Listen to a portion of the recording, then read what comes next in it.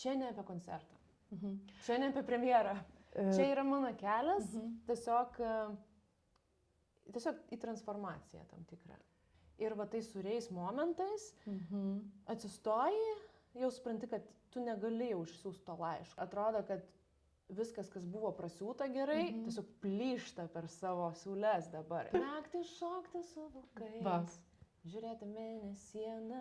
Tai nuo vilko ant meškos. Tai nuo vilko ant meškos. Aš negalėjau dainuoti, tiesiog negalėjau dainuoti. Pusę metų net duše nedainavau, taps man užsiblokavo.